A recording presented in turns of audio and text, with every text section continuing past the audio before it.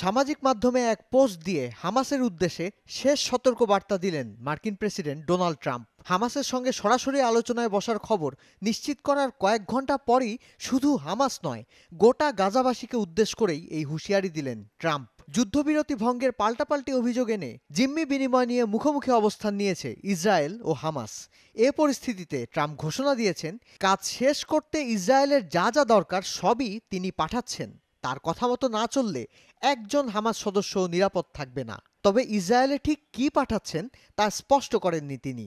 শুধু বলেছেন, জিম্মিদের মুক্তি না দিলে হামাসকে চরম মূল্য দিতে হবে।